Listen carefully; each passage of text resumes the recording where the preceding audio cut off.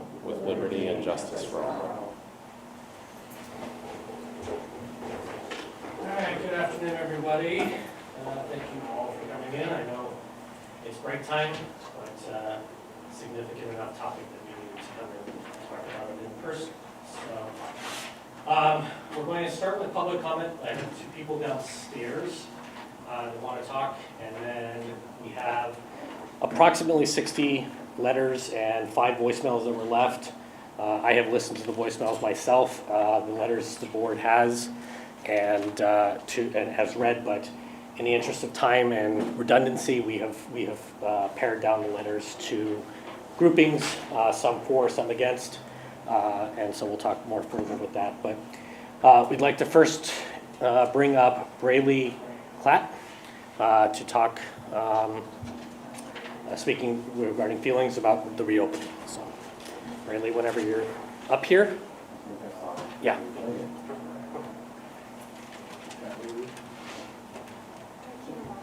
Yes. I know.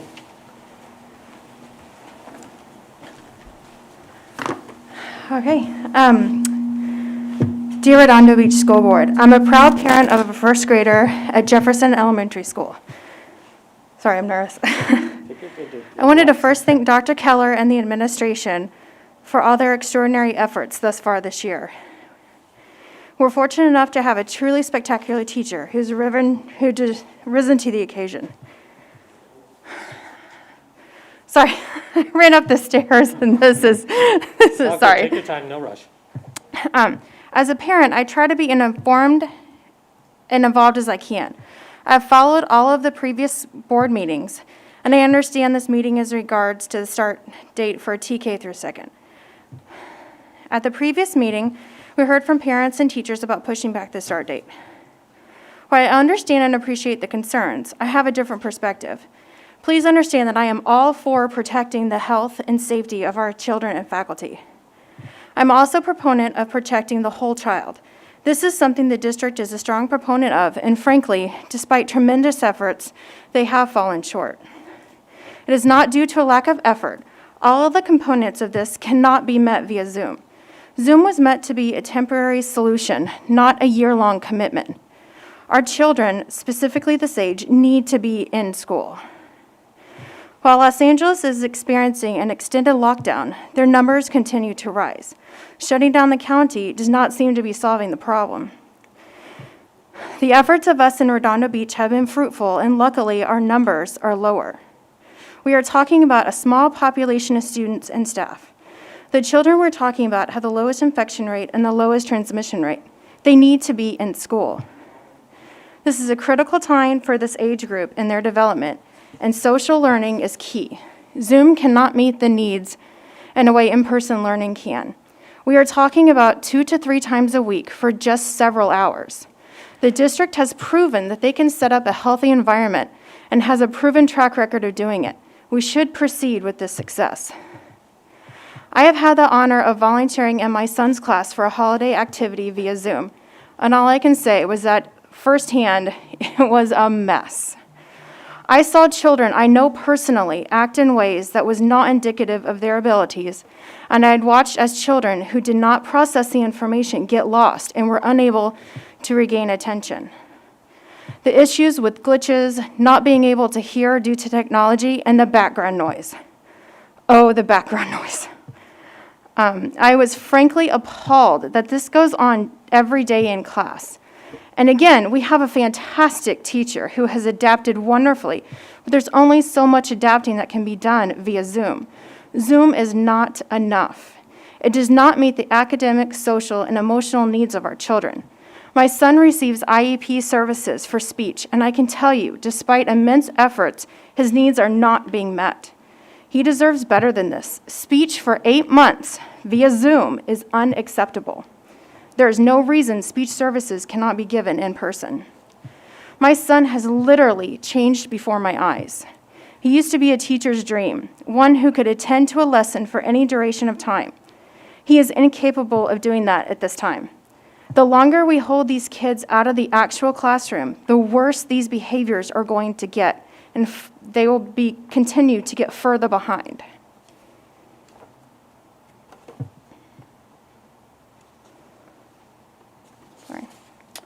This is a crucial and unprecedented times, and we have been flexible, and we're making things and open to making things work as much as we can.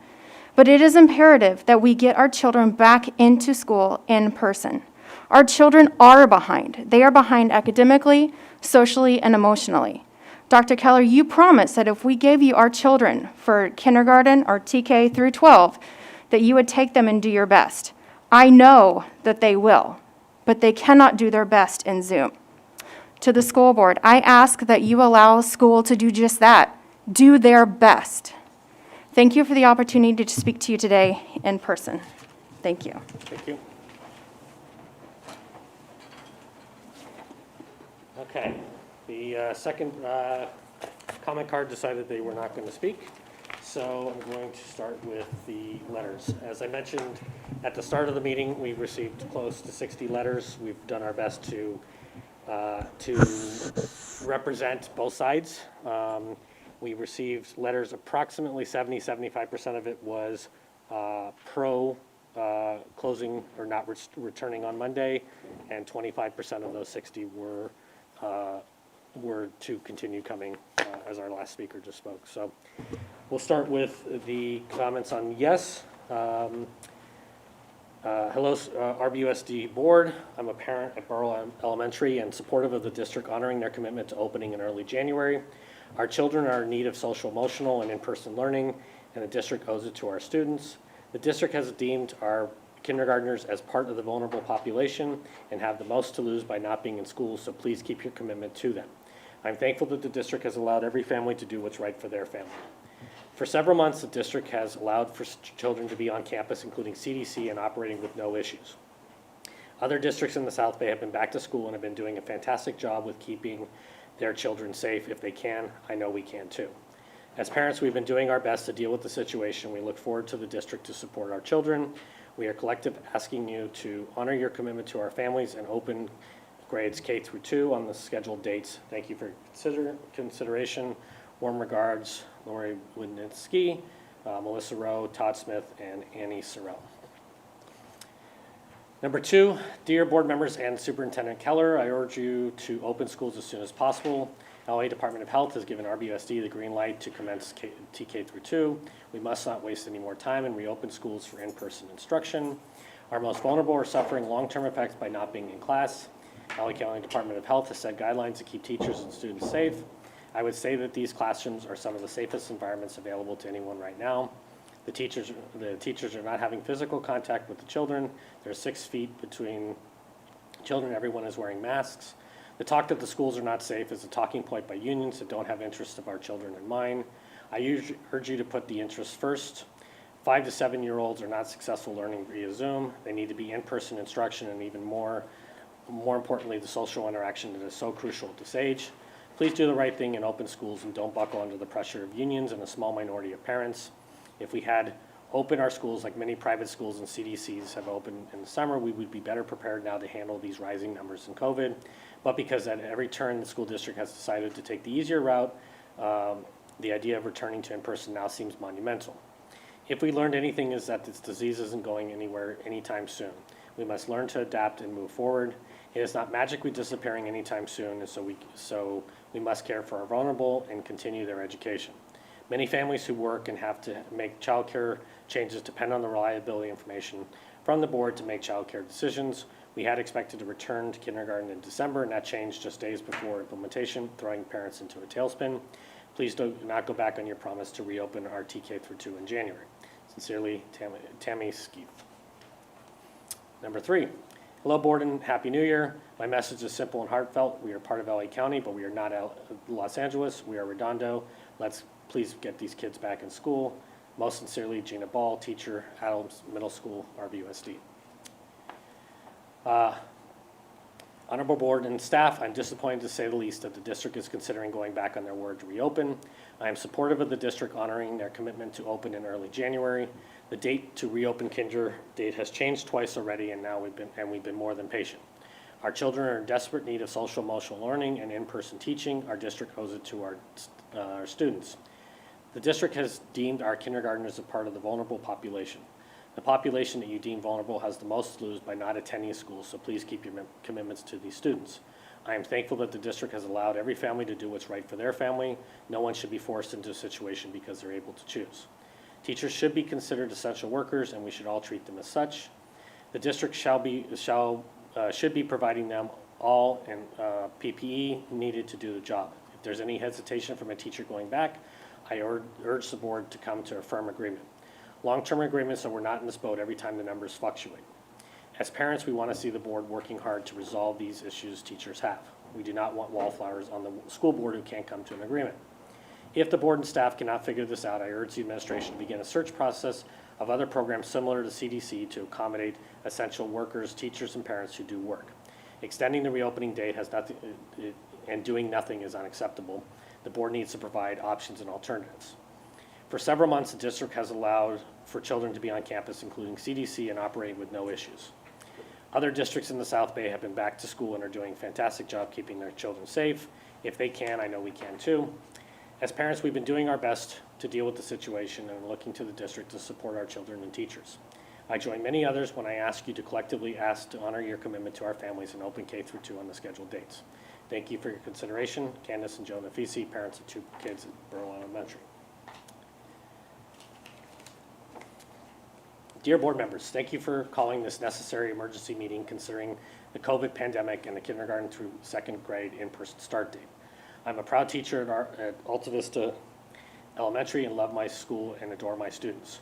With coronavirus infections exploding, hospitals overwhelmed at 0 capacity, and horrifying death tolls, this is certainly not the time to return to confined space of the classroom. I ask that you push back the K-2 start date until COVID is safely contained. No one wants to see any of us have to be turned away from a full capacity hospital, and what if we can't survive this deadly virus? Many 2nd grade parents have voiced their concerns. They feel unsafe to return at this time, and they may have to continue with distance learning. Teachers, however, would not be given that choice and must return to the classroom. Please reconsider this.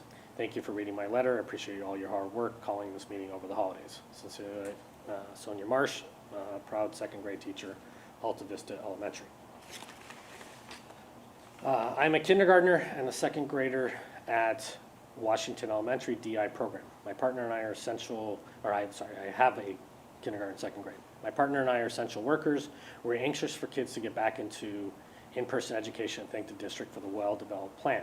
However, we will wait at least till the current surge is over and prefer until teachers and staff have been vaccinated. January 4th and 11th returns with potential added stress to the overtaxed healthcare system. Yes, we could keep our kids home on the cohort days, but that doesn't help the teachers and staff, nor the quality of education for all of our RBUSD kids. Thank you, Mandy Bain. Dear members of the RBUSD Board of Education, my name is Liana McCabe, and I'm a teacher at Alta Vista, as well as a parent of a 2nd grader. I would like to first thank you for your hard work and dedication to the students, staff, and families in Redondo Beach. This has been a difficult year to navigate, especially in education. Your job has been challenging this year and your efforts appreciated. I'm writing out of concern for students and staff returning to the classroom immediately following winter break. LA County is the epicenter of California, which is the epicenter of COVID cases at this time. With ICU capacity at 0, it is too risky to open classrooms when numbers are at all-time highs. This is potentially opening multiple people and families in South Bay to be exposed to COVID. Please consider waiting for the opening classrooms for a few weeks. Students are already using our current distance learning schedules. If we open too soon and we were forced to return to remote learning, this will be more disruptive to our young students who benefit from consistencies in their schedules. I'm not comfortable sending my 2nd grader back into the classroom with numbers so high. I would rather wait for numbers to decline, or at the very least for families to return after the holidays and quarantine for 2 weeks before K-12 back to school. My daughter so desperately wants to be back on campus to meet her teachers in person, see her classroom, and play with her kids. I know it is difficult for parents to continue to work and assist their kids in distance learning, but we have to persevere a little longer to ensure that we are acting out of safety as opposed to acting out of frustration and desperation for some sense of normalcy. Thank you in advance for your time and consideration. Liana McCabe, 5th grade teacher.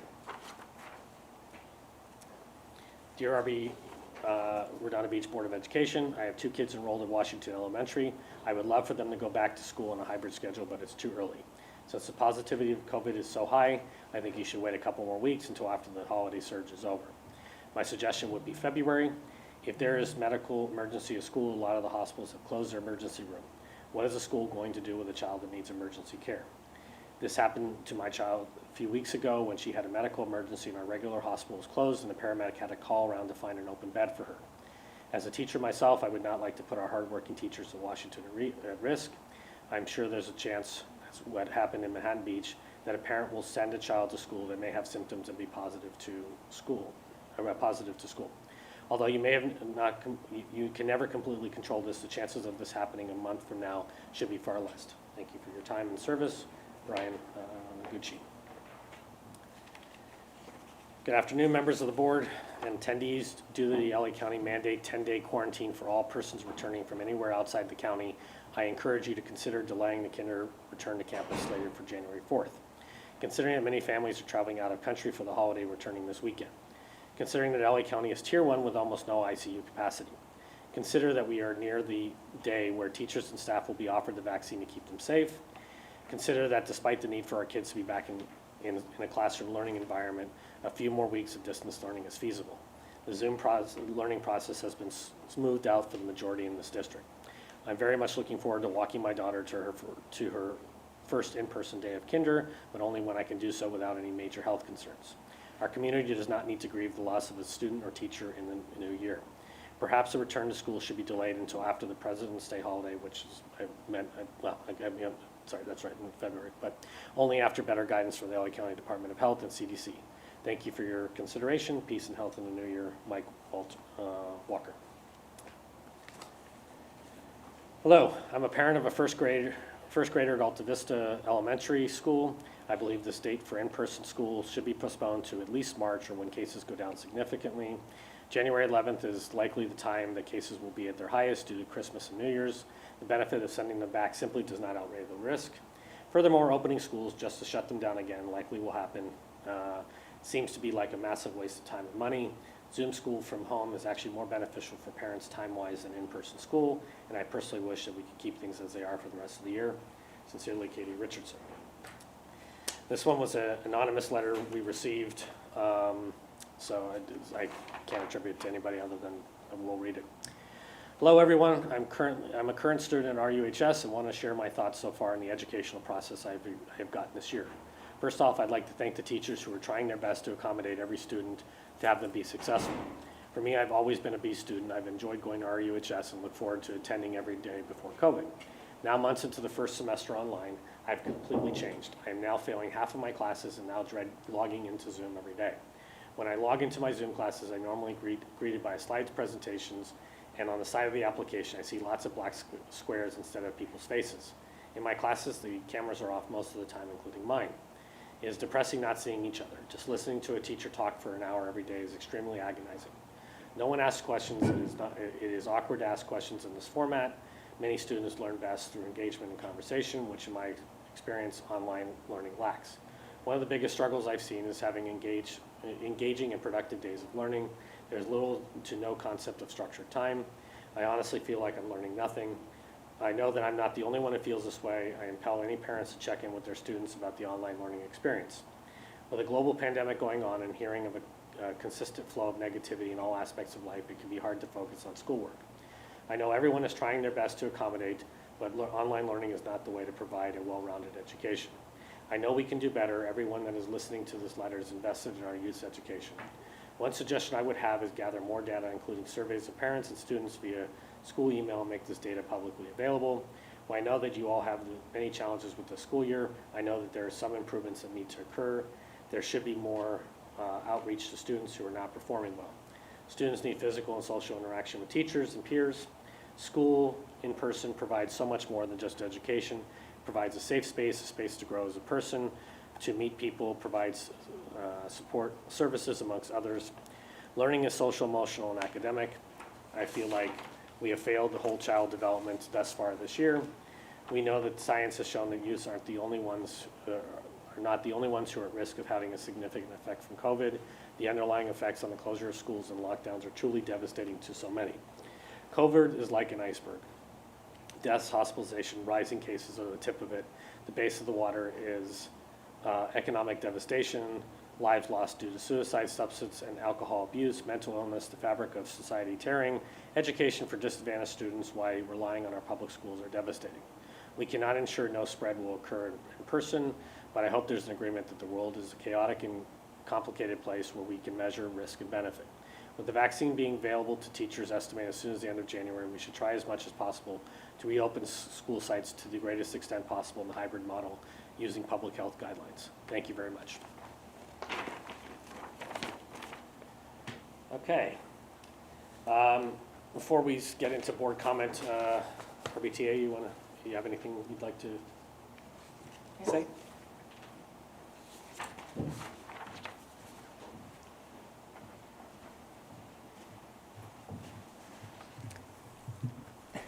Good afternoon. I'm Monica Joyce. I'm president of the Redondo Beach Teachers Association. Thank you for calling this meeting to discuss the return of TK through 2 classes to on-site instruction. As we are all aware, the numbers of positive COVID cases continue to surge in our community. It would be unwise to have students and staff to return to on-site instruction on January 4th due to the surge. As we left for our winter break, there were positive cases reported in our district on almost a daily basis. The district's RBUSD COVID-19 dashboard does not reflect the number of classes and athletes that have had to be quarantined over the holidays. We want to avoid the situations where classes would reopen and then have to quarantine and to return to 100% online instruction. This would be difficult for families and staff alike. It is best to keep these classes online until the number of cases drop and when we have frequent testing of students and staff. Bottom line, we don't want people to get sick. It is extremely concerning that those who would become severely ill would not get the care that they need due to the scarcity of hospital beds in our county. There does not need to be a rush to return. We ask that you wait till at least after the Martin Luther King holiday. Thank you for your consideration. As we say goodbye to 2020, I want to thank you for your dedication to our students and our staff. None of these decisions that any of us have had to make have been easy ones or ones we thought we would ever have to make. I wish each and every one of you a happy and healthy 2021. Thank you. Thank you. Okay, so, now we move to the true discussion line item. I thought I'd start off just real quick, and then, and then all of us can dialogue. I've had the opportunity in the last 24 to 48 hours to talk to north of 20 parents, half a dozen teachers, in different capacities. Some of these parents were ones that ultimately were pushing for school to reopen and have now kind of, most of the ones I talked to have retracted and said, if you wait a week or two, we get it. So I thought I would read, I spent a lot of time on an email to a parent, and I won't indicate the parent, or ultimately I'm going to chop it up a little bit, but I think it kind of surmises, where we're at. I will say, I still believe, I wish we had started school in the fall, not that Dr. Keller or the district had any control over that. The county dictates what we do. I do recognize that we ultimately have a waiver itself, and it's a thing that I struggle with because, I think kids are still better off back in classroom. But I'll read these few paragraphs and then open it up for there. So the parent reached out last night, upset that we were considering, or that we were bringing this meeting to have a discussion about whether we would postpone or not. And so my comment to them was, if there's a decision for postponement, please know that it has nothing to do with staff or its capabilities or our abilities to provide them with the necessary safety equipment, but a reflection that our community continues to be under siege and the numbers are terrible and will continue to get worse before they get better. We commit to the community that should the numbers get worse, we would revisit even if the staff had to come back during the holidays, which we are today. The past few weeks have shown that LA County and our community has refused to take the proper precautions, and now the caseload is one of the worst in the nation. It has never been this bad in California, and thousands weekly are dying and sick. More importantly, the fact that our hospitals are presently with no capacity puts our community and by extension our families at a great challenge ahead. To ignore what is happening for the possible loss of 1 to 2 weeks of in-person learning versus the prospect of weeks or longer in complete shutdown for opening without regard to what is happening in the community would be a dereliction of our duty to at least review and make determinations. We must adapt and be willing to accept that we have to look beyond ourselves. If as a district or as a school, we were to have enough cases to close, the ramifications will be far greater and longer in remote learning versus possibly looking at it more holistically. I will tell you that I've spoken to dozens of parents this afternoon and initially signed letters of support to open who now have changed their position and would now not send their kids for the first weeks of school should we decide to remain open on Monday. Most importantly, the safety of all, and in parentheses, teachers, students, families, is most important to me. As someone who's previously in previous career was in the medical field for over 20 years, I can tell you that those whom I've spoke to and respect and communicate terrible horrors that they've been seeing and have seen in over 30 years of practice is playing out over the past few months. It's like, if you want to be angry, please reflect on those that chose to ignore any guidance and do as they please, assemble in groups of 10 or more in their homes. The numbers are not out of control because people are distancing. They're way out because of the complacency of others. I'm a firm believer that all of our kids should be in school now and should have been since day one, but I also recognize that this is bigger than me. And even with my frustrations, we must work to rectify, but acknowledge that we cannot ignore it either. There are many things that have been mismanaged in this pandemic, locally, state, and federal. However, we are where we are at this point. As safety is the number one concern during normal times, it cannot be ignored to just go back in times like this. If you or your family or my family or others needed a hospital bed or urgent care for any reason next week, I would hope that our decision to ignore the surrounding challenges and just return to class without an in-depth discussion would not be the cause of its unavailability. By combining people in groups in classrooms after what we've seen in the past few weeks and the large surges in hospital bed unavailability, it can be the difference between someone surviving and not, and something we just can't blindly ignore. People using social media have shown that they are getting together with whomever and whenever, and then they are shocked when they get sick. I teach my kids about delayed gratification and the need for patience. I have said publicly many times, I want kids in school as soon as possible. However, for the greater good of the community, we may just need to put it first. Now more than ever, leadership and patience must prevail. We must accept that sometimes we cannot control everything and we must compromise, but the end result will be that we will be stronger. Your kids will make it through, and if it means another week or so online, if that's the will of the board, we have made it this far, we can stick it out a bit longer. Their educational path isn't ruined. At worst, it is slightly delayed, and they will recover. For me, I meant every word I said with it. I struggle with the concept of delaying school yet again. But I think as board members, we represent the community. We don't represent ourselves, and we don't represent just the students. And I think ignoring what's going on around us with, tents in parking lots of hospitals, and to say, well, we do it right, we're good, we're safe, or whatever it is ignoring what's possibly there, what's possibly coming. It may turn out to be nothing more than what we already have, which is devastating.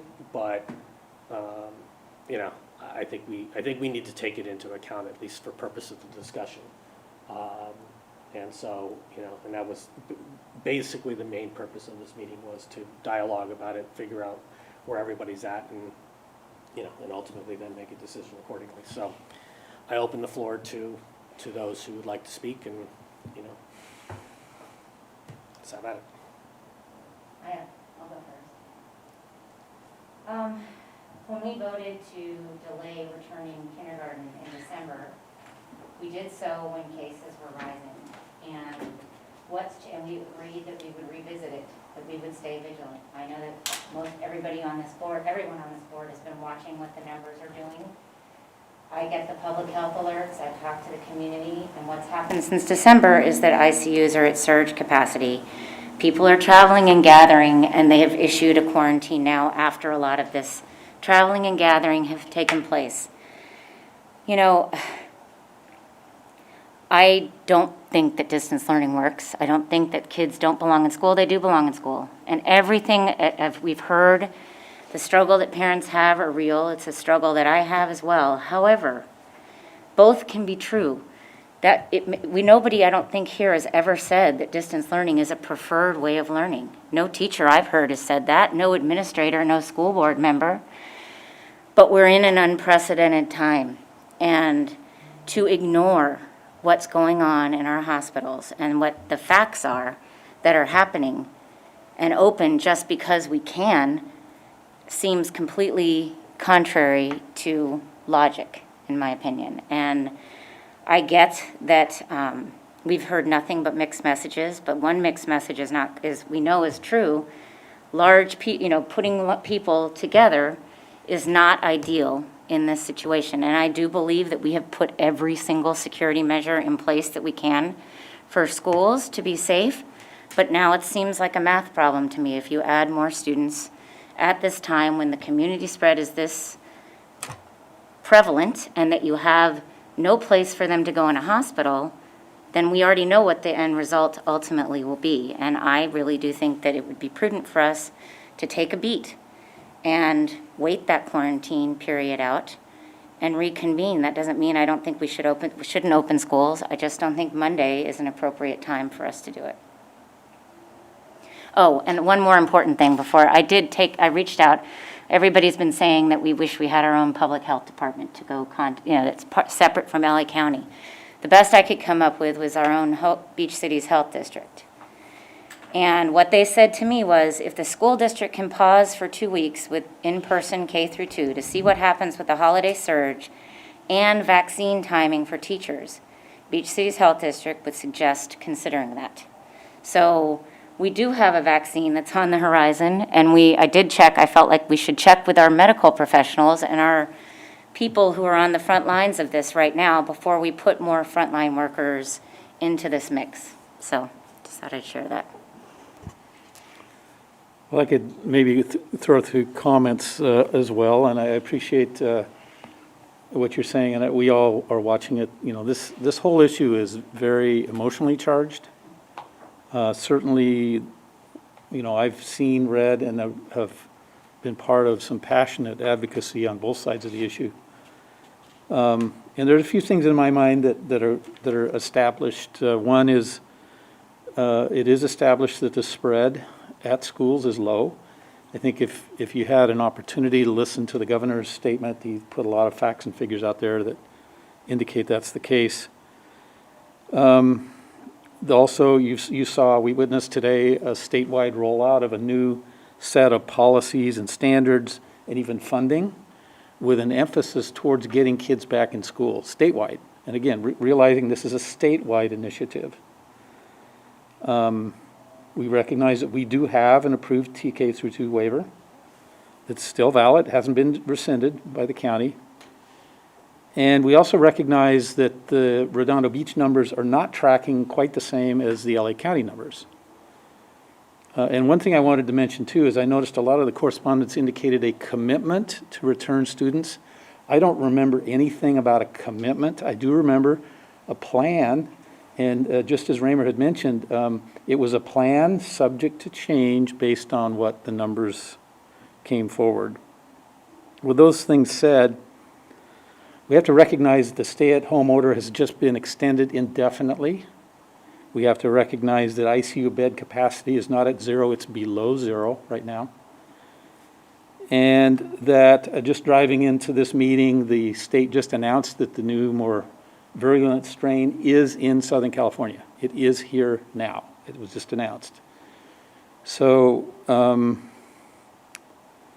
I have a little bit of a unique view on this, given my job at the airport, where we have access to a lot of other information. I know others within our community, whether they're medical professionals or others, also have different perspectives, and we appreciate hearing those very much. But we are anticipating 2 more surges, one approximately January 7th, another approximately January 14th. And that's based on the behavior of community members, not just Redondo, but throughout the county. And we are seeing projections that are coming of continued strain on the healthcare system that are pretty scary. So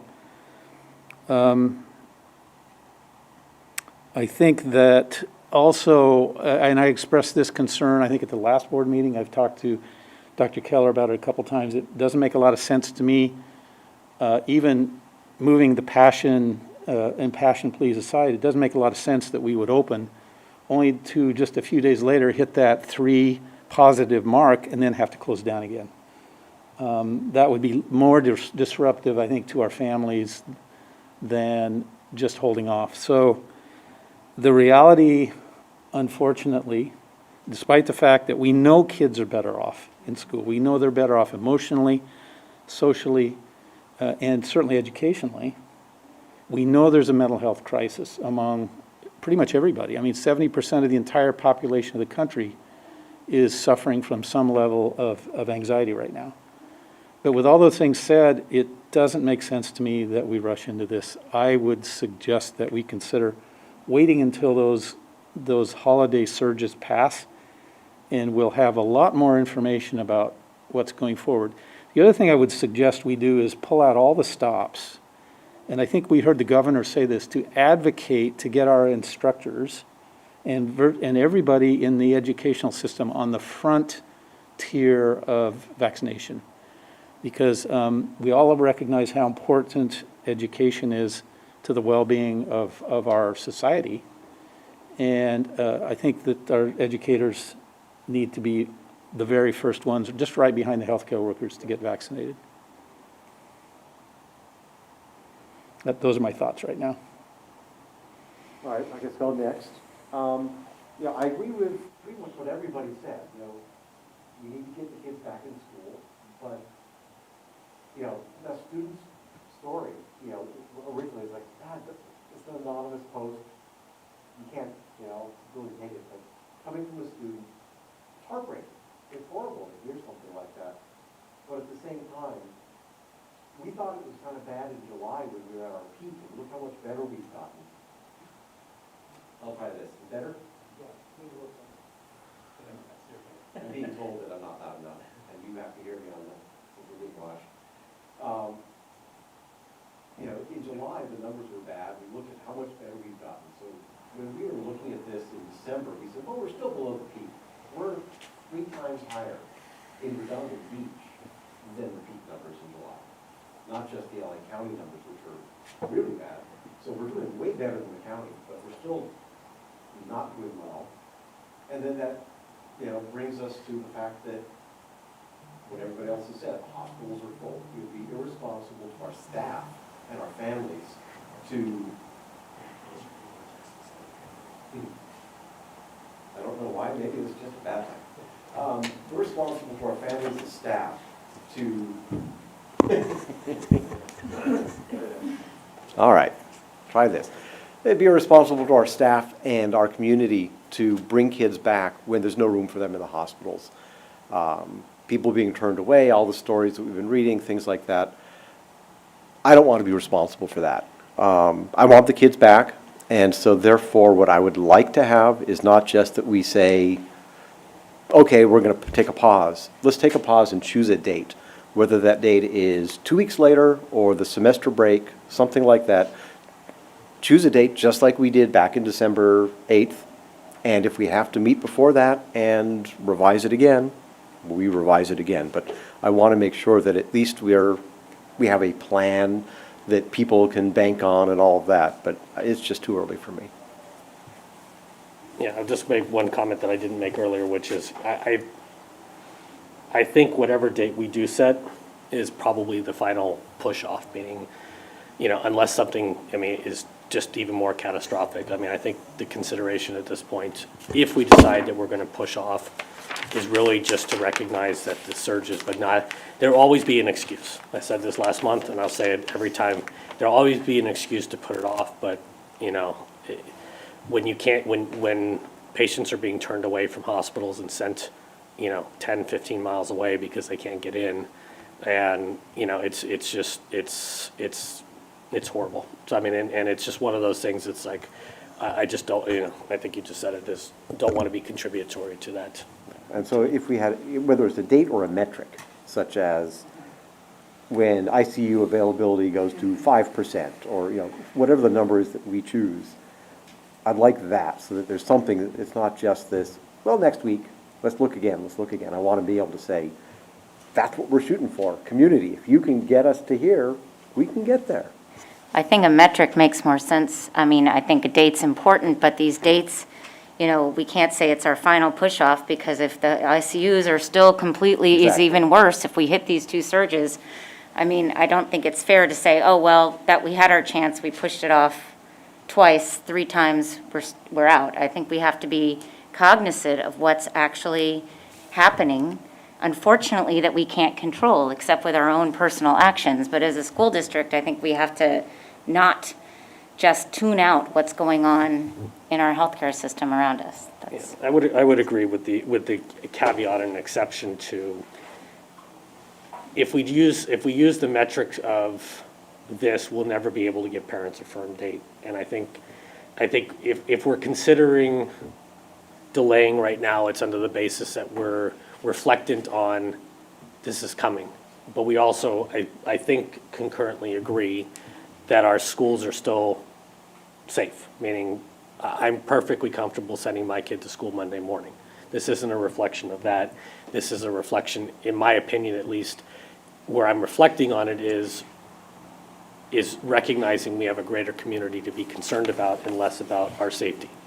I'll be clear in saying, flat out, we will have staff members that get COVID. We will have students that get COVID. Our dashboard shows that we already have it. And the day we open, it will happen. I mean, there's no way we can, just like you can't guarantee you're not going to get the flu, there's no way we can guarantee that you're not going to get COVID. That's not our role, and that's not our job. Our job is to educate kids. But we also have to be reflected on that there are powers, or there are areas bigger than us. But, me personally, I think we need to give a target date. David, we haven't heard from David, which I'd like to make sure we do to start with before we continue this. But ultimately, reflecting on the fact that I think that we may have to move the goalpost for some reason, but I think the only reason that we're considering moving the goalpost is just because, the continued numbers that keep going. But at some point, if our ICUs are still at 0 in 2 weeks, they're going to be at 0 indefinitely in that case, because the mode isn't changing. So we've got to start considering, even if it's 50%, getting kids back in school and start moving. The minute the vaccine comes out, assuming all of our staff takes it, and again, that's a personal choice, but will allow us to potentially open all of our schools, obviously based on what the county decides to do. But to me, there's no more reasonable excuse at that point that we shouldn't be back if all of our staff has taken the vaccine, in my opinion. But anyways, David. The opportunity. Yeah, 100%.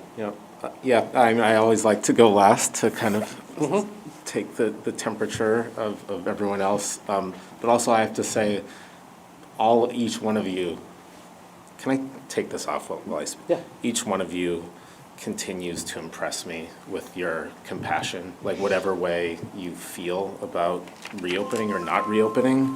I always knew you all were caring people, but this, each one of your statements just reinforces that, and I want to let you know. So I prepared a little statement.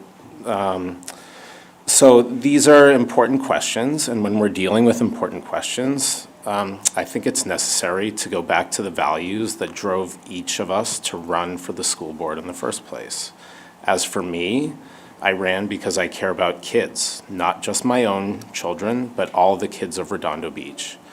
And there's a very simple concept in philosophy called doing the greatest good for the greatest number. Every decision I've made on the board has been from the North Star of doing the greatest good for the greatest number of kids. Not the greatest number of parents, not the greatest number of teachers, though I respect both of those groups, but rather kids.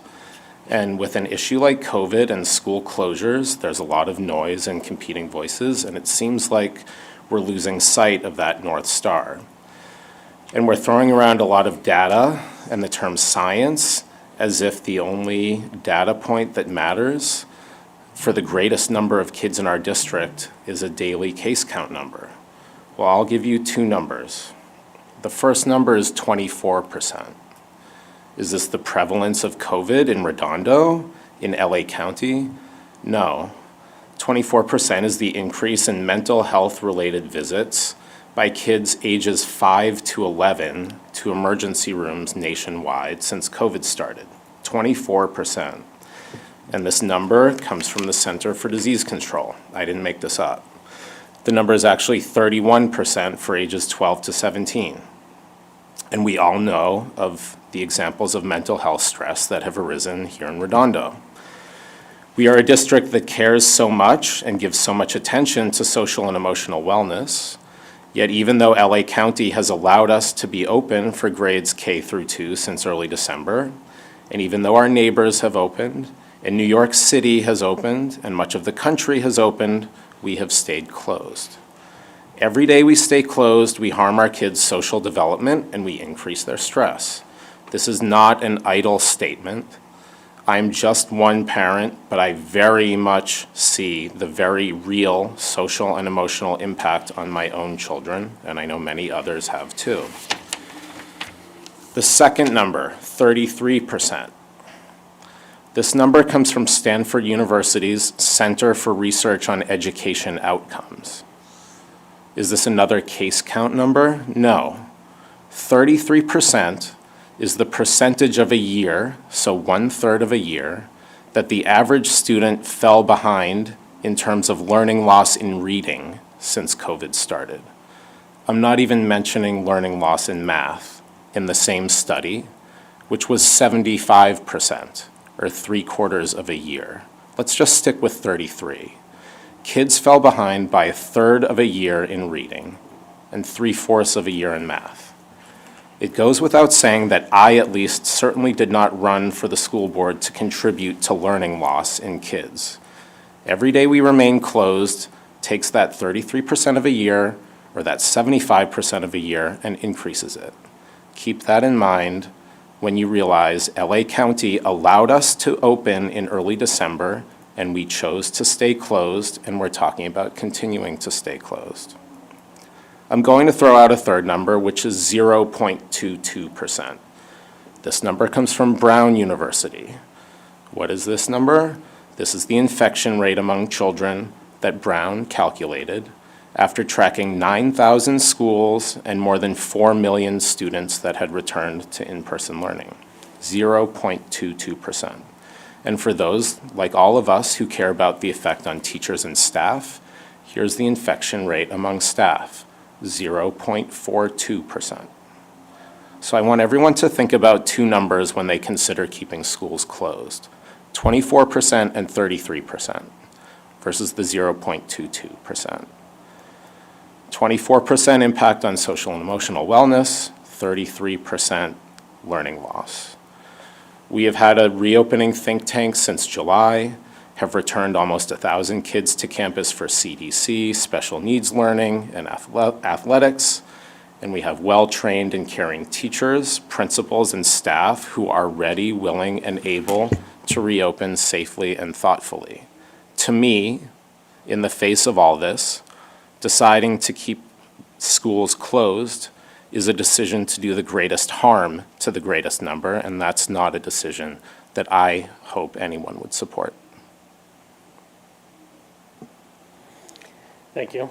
I would only take issue with two pieces of that information in the sense of just looking at it from our community, not taking issue with your premise, because I don't think anyone on this board disagrees with anything you've said. My issue with it, and the only reason, at least in my mind, that I'm reconsidering opening Monday is by the sheer fact that those numbers do not take into account the communities by which are at the most challenged. And the most challenged meaning, I mean, we have two local hospitals here, both that are overflowing. Patients are in the basically are triaged outside, and we have no other hospital for a period of areas.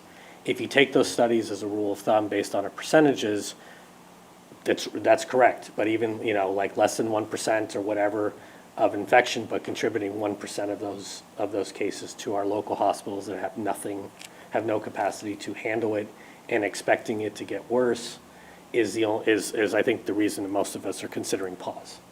The other argument would be, and again, where I'm personally pushing for a more definitive date, regardless of where this, I'll use the word surge, is based on the fact that recognizing as a community that we are still community members, and we reflect on what's happening within our local community. And yes, our numbers are much lower, but the damage that's been done to this point, if you will, since March by city, state, local, or city, state, and federal officials a week or two at this point, versus the flip side of it is, if we have 3 cases on a campus, now we're mandatorily closed for 2 full weeks, which puts us even farther back than where we would be now if we decided to wait a week or 2.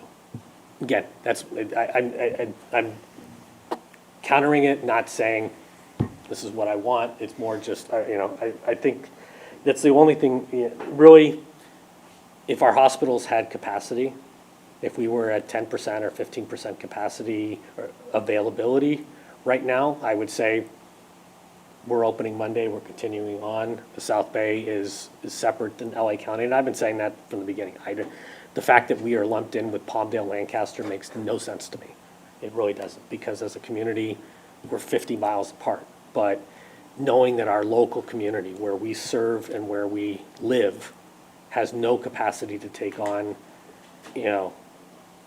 within there, and with 1,000, well, it wouldn't be 1,000 staff members in there, but or back in class, but with the amount of people that are in class, we will contribute to some percentage of that increase at there.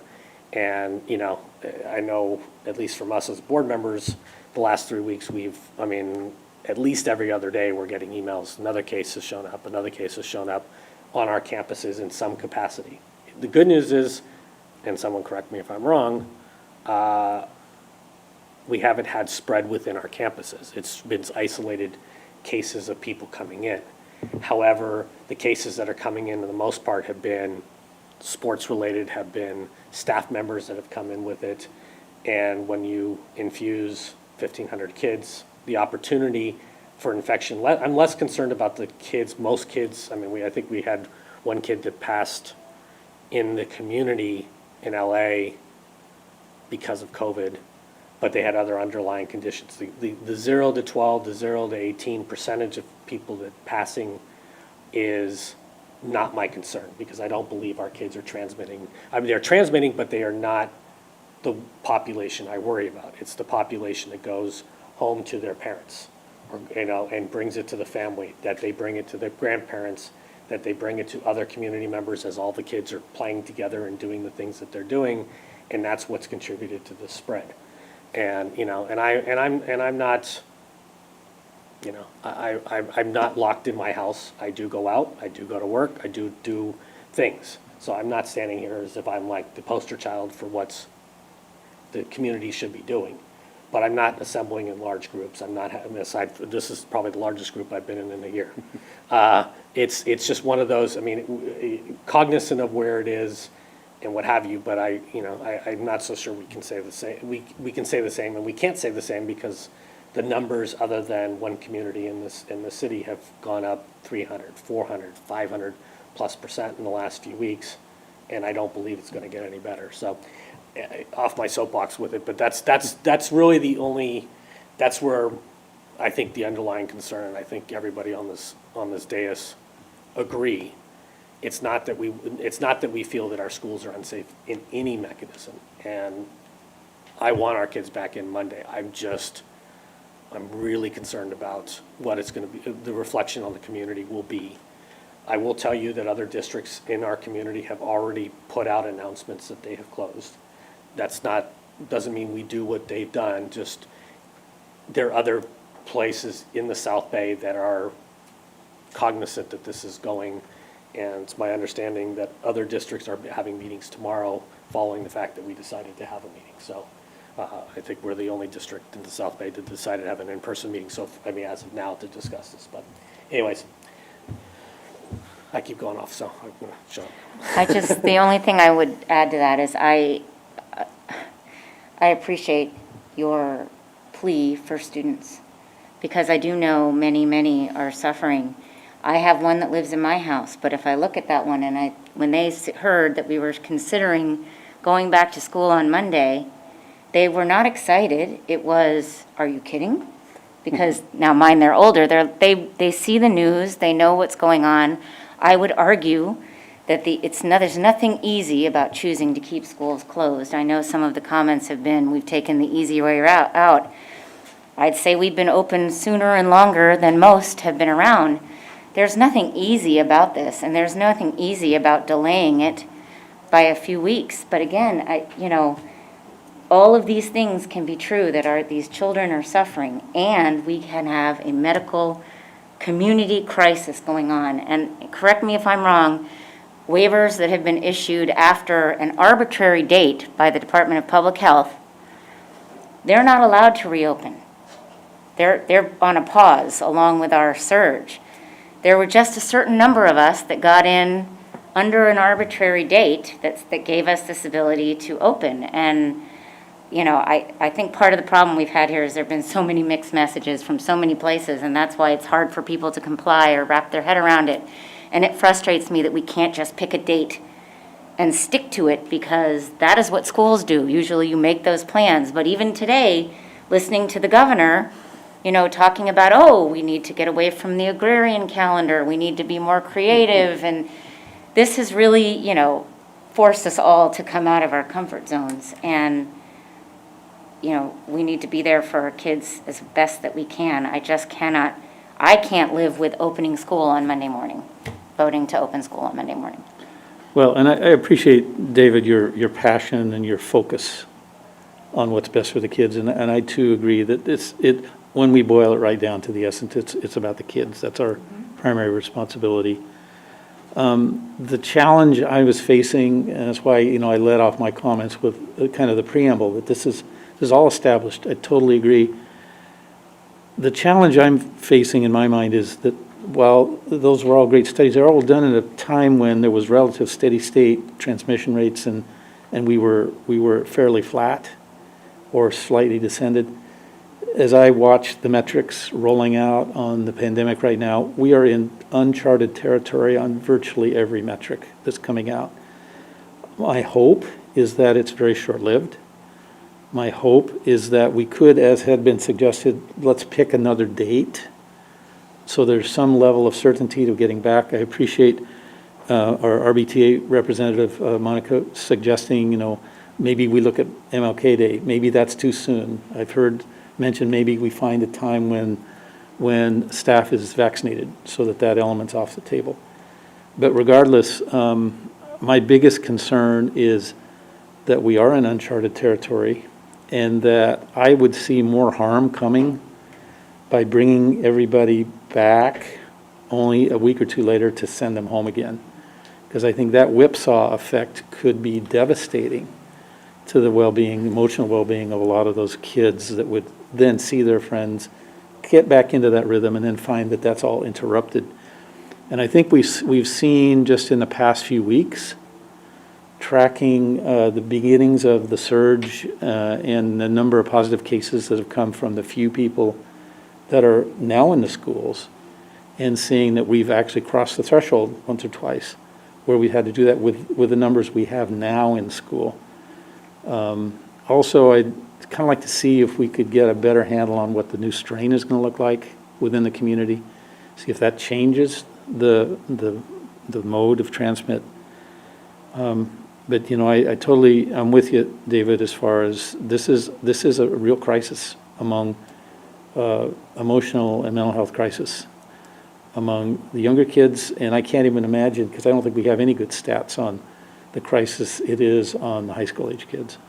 Yeah. If we keep delaying, realistically, the likely outcome of delaying until the health situation calls for us being comfortable returning is that we're gonna be closed until March or April. I mean, like, let's not kid anyone. People in LA County and even in Redondo Beach are not gonna change their behavior. They've demonstrated they're not gonna change. But I think. So that's really kind of where we're headed. We're gonna keep having emergency meetings every 2 weeks and deciding to stay closed because the situation is ugly in the community at large. I think what the vaccine presents a very real piece of hope and information that we've not had before when we were trying to reopen schools.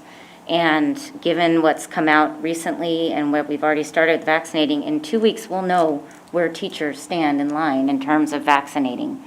2 weeks we'll know if the numbers are leveled out. They may level out at 13,000 a day like we've seen because everybody was excited on Monday because they came down a little bit. Mostly, I think we have to not overwhelm an already overwhelmed healthcare system. That's the metric, because I don't think you're ever going, I agree with you, we're never going to get to a place where you can guarantee there won't be COVID, or that everybody's comfortable, because everybody has a different level of comfort, everybody has a different belief in this, but I do think we do have an obligation to live in what we know is going on right now, and I think we should not buy ourselves time, we should be prudent and look at what's going on. What can we do for these kids that are struggling while we have to still, I mean, even still, we're only talking about kindergarten through second grade kids. That's not the majority of our students by a long shot. We've got thousands of kids who are floundering in this. So what else can we look at to do for them and still try to get us back? There's actual hope now that we can get everybody back to school, not just our K through 2. I don't know. Yeah, and, I definitely appreciate everything David said. I think this is a great example that, as a board, we're all individuals, and, we have our thoughts and opinions. Every time I've made a decision on the board, up until this one, I would say my number one decision has been what's best for the kids. This is the one case where I'm looking at it saying, I'm not really that worried about the kids if we brought kids back to school. I'm worried about the staff because the fatality rates are far higher for them. In the last 14 days, we've had 3 staff infected. If we were back in school with 3 times the number of kids, I expect the numbers could be 3 times higher. At that point, that 0.2% or 0.4% that you had of the infection rate for staff, I think that fails, and I worry that my number would be 1. We have 1 staff member who dies because they couldn't get into the hospital and couldn't get the care they wanted to. And there is, it's not that I want to delay it forever. That's why I said, we need to pick a date, or pick a metric. But if the hospitals are full, something has to change. We're going to build more hospitals. We're going to get more space, or infection rates are going to go down. As a community, if the hospitals stay full like this, it's going to be like what New York City was in the peak of it, when they were stacking bodies out, in trailers. And, New York fixed it. They said, everybody, you're going to have to lock down, you're going to have to do whatever. That's what will have to happen statewide, community-wide, something like that. And there will be a change in the curve. The vaccinations are out there. I was just talking to police yesterday, or 2 days ago. They had gotten their vaccinations already, but I was talking to them about the increase in crime in the city. It's all they're seeing. Everything is domestic related. There's stress everywhere. Everybody needs to get back to normal lives, get back to school, get back to work. But at this time, it's the hospitals. If we were where we were, like if this was September, it's like, oh yeah, I'd be ready to go back to school if we had the waiver in September. The way the hospitals were, I'd have been in school. I don't know, I think the one thing we should reflect on though is, or as far as, in my opinion at least, is, if we decide to make an accommodation and not come back Monday, is I think we have to have a date certain for 2 reasons. Number one is the hospitals continue to surge after 2 weeks and they continue to be full. It's indicative that we're not going to be changing as a society, so we've got to move forward. If we're giving the accommodation to the community, to allow the community to get through this piece, but if we're 2 weeks out, 3 weeks out, and we're still going, I mean, it's exactly what David's saying, is there will always be an excuse, and we've said it many times at these meetings. There will always be a reason. I was quoted in the paper last month as saying, flat out, it's like, there's always an excuse. And, and if, I said it earlier today, if there was capacity in the hospital, if there was 10 or 15%, I wouldn't even have a hesitation, would never even request to call this meeting. I would have just said, you know what, we're going back Monday and, the heck with it.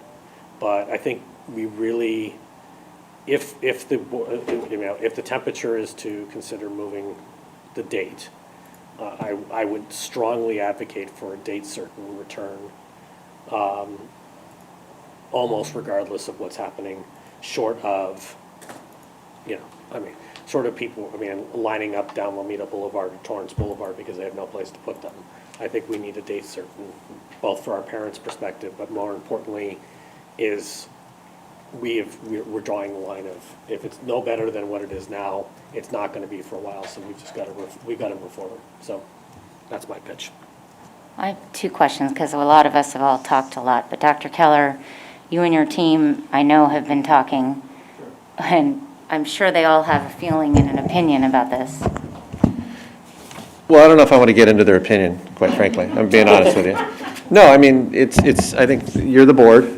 These are the tough decisions for you. I think what would guide us and has guided us is the directions and the guidelines we've been given by LA County Department of Public Health. I do not want to get in the game of creating our metrics when we're following LA County Department of Public Health. I think that's, we've relied on them for their expertise, and I think we should continue to do so. I think the January, is it the 19th? 19th, that Tuesday return addresses the concern about travel. And some would argue with a little bit of a few extra days in there. It would only add a week to the start time for our grades 1 and 2, and a 2-week delay for our kindergarten parents. Although not many, I don't want to exaggerate, but a good percentage of kindergarten parents have expressed to me and others on my team that they would be sitting out the first week. And I want to applaud what's getting missed in some of this conversation is the way we constructed our classrooms, allowing students to keep their teacher. And if they so choose, due to concerns in the home, they are able to remain at home with their same teacher. Really helps us and helps us address the students and the families. Obviously, the teachers still and staff would be the ones returning, and so they don't necessarily get that option. But I do think that bodes well for parent decisions, and so I think we did speak earlier today, and I think we're comfortable with the January 19th target date, if you will, and I think that meets the needs of preparing further for the return of TK to grade 2. Now, that being said, it won't be what we call the 2-step do-si-do. In other words, TK 1 week and then 1-2 the next week.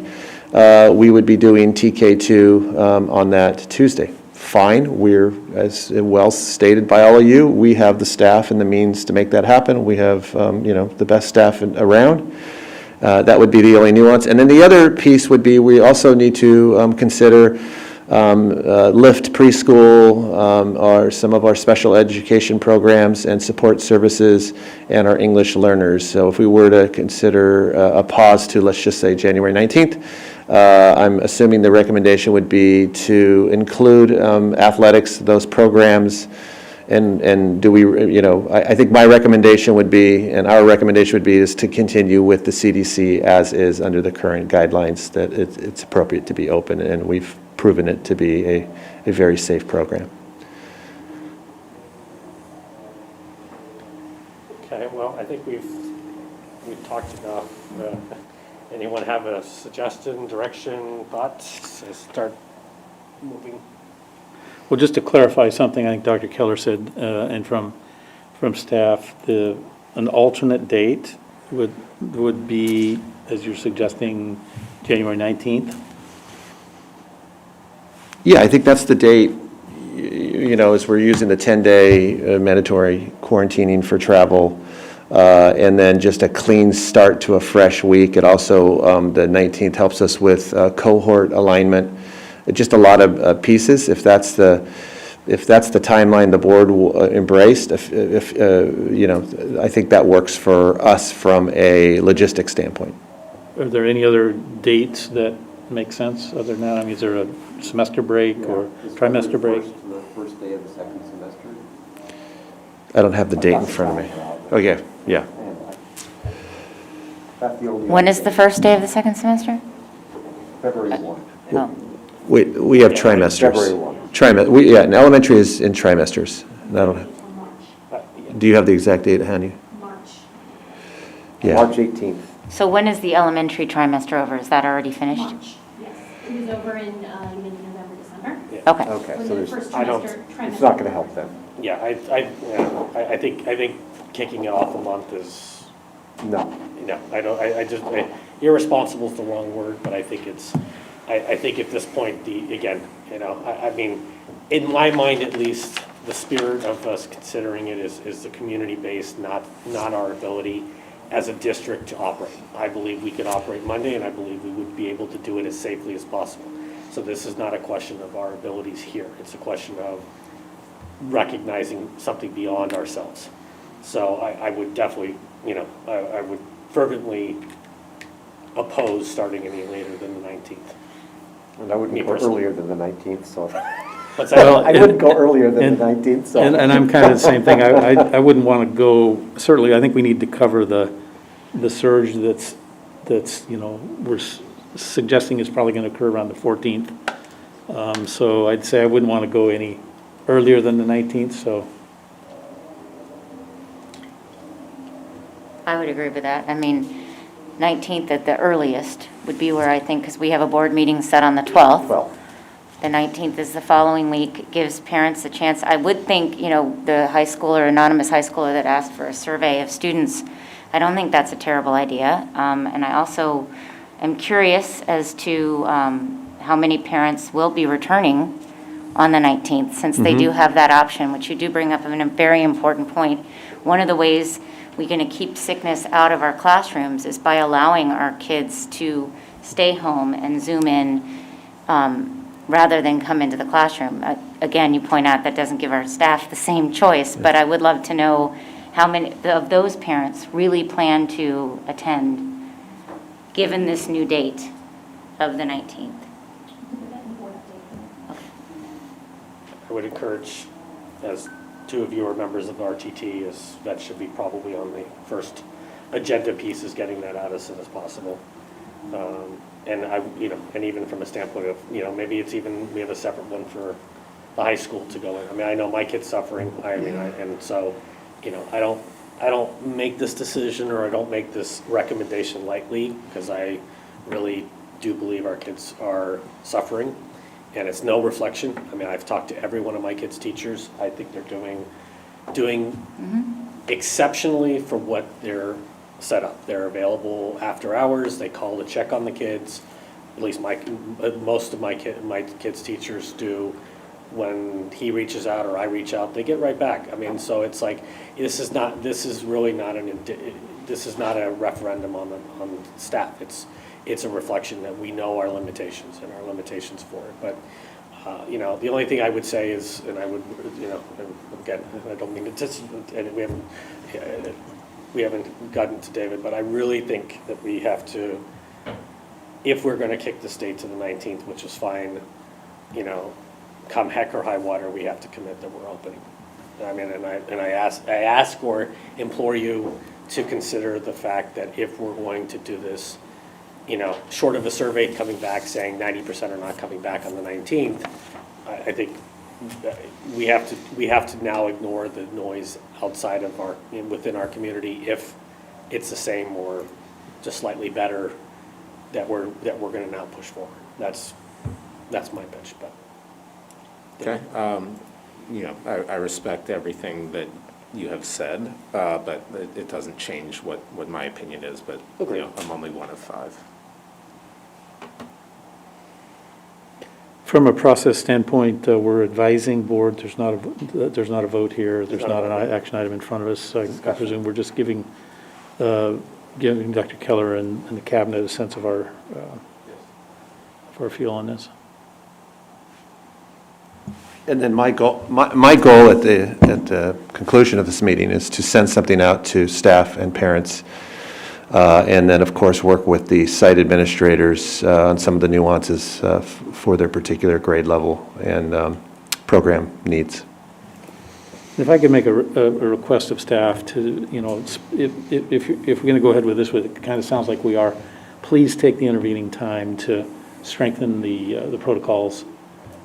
Because if we do stick with the 19th, it may be in the face of a declining but still pretty substantial tail end of the surge, and with a community that could very well be significantly more infected than it has been in the past few weeks. And also similar, I know this is a tough time because people are off work, so to speak. Everybody's here on their vacation. We want to get the word out to parents as soon as possible.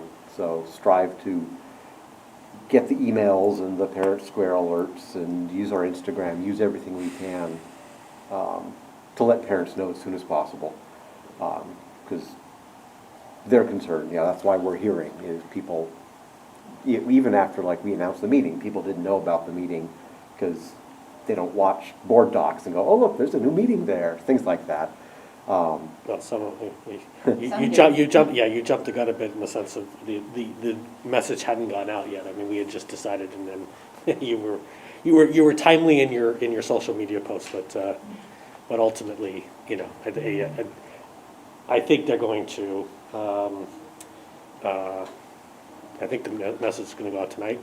Yes, that is the goal. Yeah. And perhaps, Dr. Keller, you could put somewhere in there language similar to what you've done in the past about making the families in the district aware of the resources available should the emotional or mental trauma be more than they can handle. Because this will be another week or two after the holiday that everybody is going to have to deal with that anxiety, again, in the face of a media blitz that we haven't seen for a long time. Can we clarify about SDC lift? Do you want to clarify that for us? In other words, program that would be attached to this, because this is not only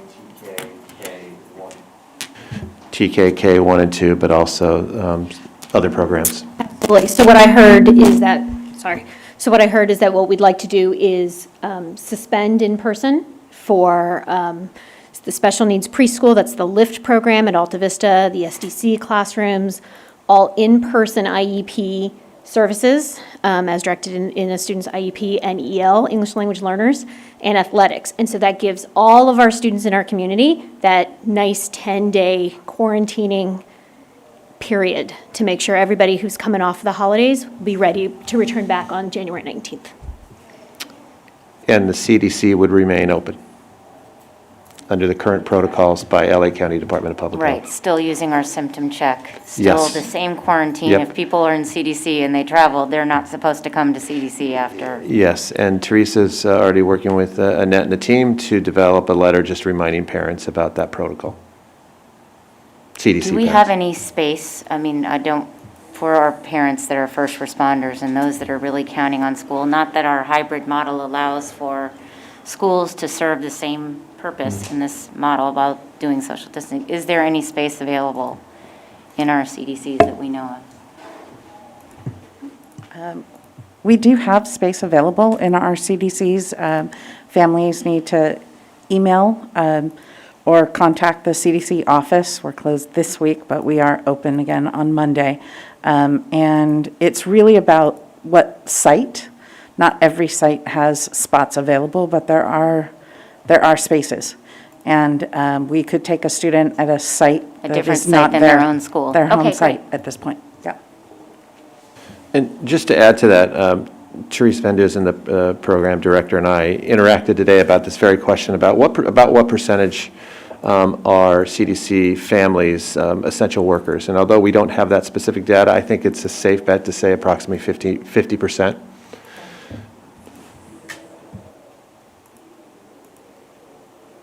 Okay, so we have direction, everyone? Yes, I'm looking at my. Yes, I'm looking at my notes and making sure I'm not missing any program support. We would like to, we did talk as a staff, we did have an opinion on this, and that was to continue with the Q&A for the parent session for grades 1 and 2 and keep that on January 5th if we change the state return date. We just think parents are ready, they've been submitting questions, and let's just continue forward with it. Agree. Yeah. That's virtual. Yes, it is. And we're prepared for that. And we'll continue to answer parent questions as they come in. I think the biggest thing continues to be is as much communication and feedback from parents is really key in this matter, because it's, as much as we hear from parents, I jokingly say I have carpal tunnel from all the emails that I respond to, but getting the parents' feedback and really getting the temperature, even if it's once a week or once every 10 days. I apologize, Dr. Wilds, but is I think is crucial so that we know what we're up against and more specifically do so. And I think I'll leave it with I pray and hope and believe that that we're finally turning a corner. As bad as it is around here, it will get better soon. And so the pain of what this is, I mean, in the last as I finish up close to my 8th year and last bit of the term here, it's just it's never been this hard to do what we're doing. And I think from a perspective of just this board, I appreciate the fact that everybody is passionate about the most important thing, which is the kids. And thank you again to the staff for coming in today and indulging us versus us just sending out a notice saying this is what we're going to do. We've had some very sharply written letters to us, and and I would just communicate to people is we aren't flippant about this. We don't make decisions lightly. We do recognize all the challenges. David did a great job at conveying where we're at more poignantly, but ultimately, none of us want your kids at home. We want them in our classrooms, and so. I doubt we will be calling this is the second emergency meeting, at least in my term. But being that we'll be back here a little over a week from now, I don't think anything monumental will change, necessitating something, but we'll do our best to get a communication out. So is there anything else anybody has before we call for adjournment? Hearing none. All those in favor of adjournment, say aye. Aye. Aye. Aye. We are adjourned. Thank you.